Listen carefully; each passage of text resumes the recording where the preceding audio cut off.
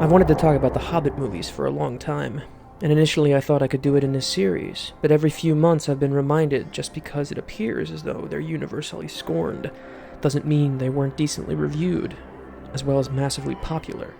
They were treated pretty well, all things considered, but my desire to defend them hasn't gone anywhere, perhaps because they've practically become synecdoches for directorial overreach. Luckily, or unluckily, something interesting happened in 2018 that gave the world's auteurist faith a testing. A Hobbit-esque movie produced by Peter Jackson and shot in New Zealand that appealed to the broadest imaginable audience without losing its commitment to geek world-building was released, and then bombed like a B-52.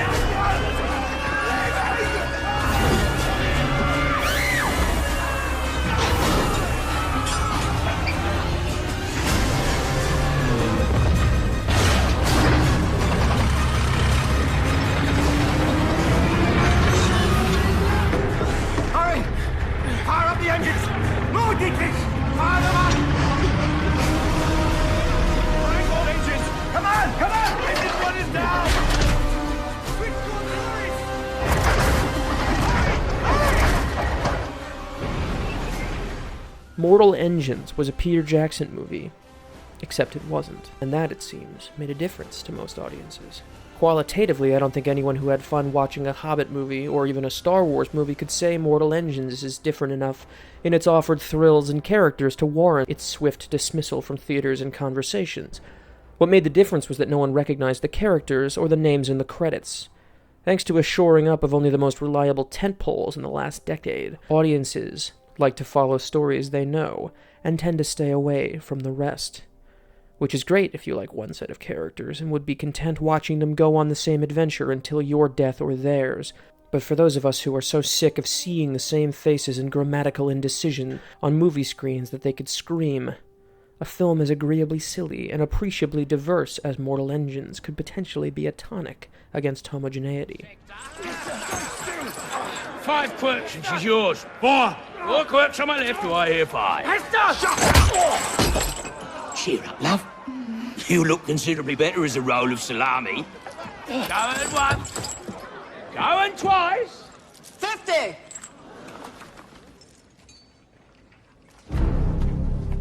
An unregistered bidder. Please, approach the stage.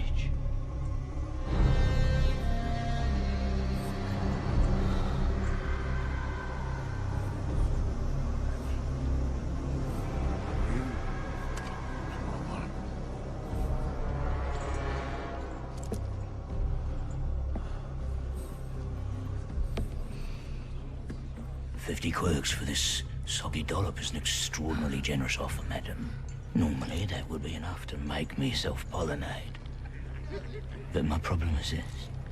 50 quirks is not 50,000 quirks. Get to the point. Well, it's quite simple, really. There is a bounty on your head, Miss Fang. So either you pay me 50,000 quirks for the girlie, or I claim it from the authorities when I hand you in. Why don't we settle this? We'll buy it now. Hester! Come! Wait! Hester! Hurry!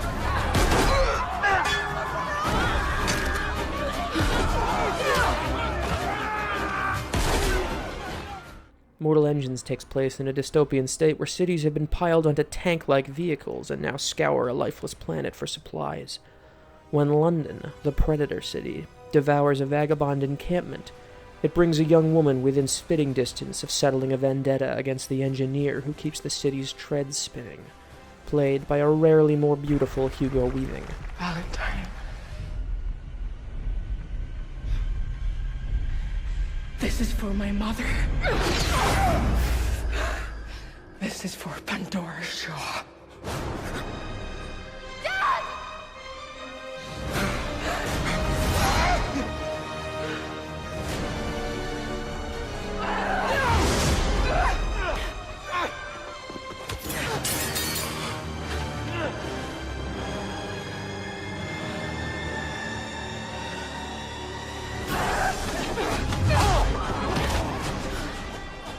Their meeting sets in motion a series of events which could lead to either London's dominance over the remainder of the globe, or its destruction. Mortal Engines, directed by Jackson's longtime effects guru, Christian Rivers, is filled with indelible lunatic images and laced with a Marxist underpinning. The tone-hopping lad Max wants to teach its potential young audience about colonialism and how the welcoming and trust of new voices is the first step towards unseating entrenched power structures. It presents the attacked underclass as intersectional, and shows the resistance as being led by a collection of ethnicities. As always, the argument about whether economic theory is best or most persuasively preached in a trillion-dollar action movie applies, but also if you can't reach people in the people's chosen art form, where can you? Mortal Engines, despite using the language of the modern blockbuster, still has cockeyed imagination enough that I'll be deeply sad when it joins the Lone Ranger, The Man from U.N.C.L.E., and John Carter in the annals of gonzo mega art that deserved a sequel that will never arrive.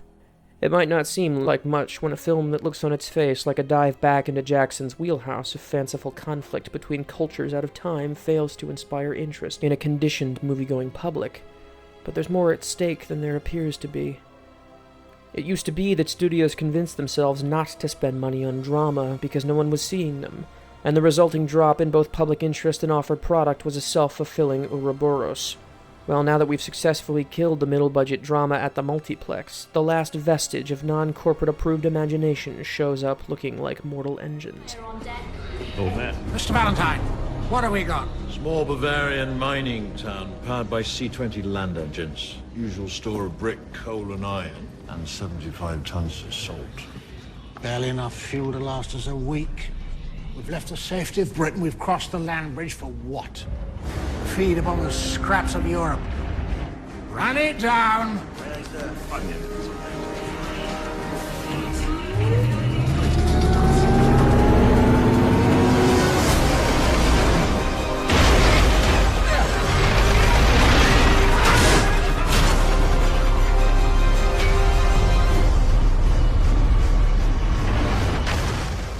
If we say no to a film like this, we're ensuring an even more hermetic movie-going experience for ourselves and the next generation. I'm not ready for every movie to be Star Wars, and while Mortal Engines is an unlikely bellwether for big-budget creativity, I was charmed. I was thrilled, and furthermore, I was heartened by the fact that it wasn't something I'd seen before. Laugh at me now, but the future is just around the corner.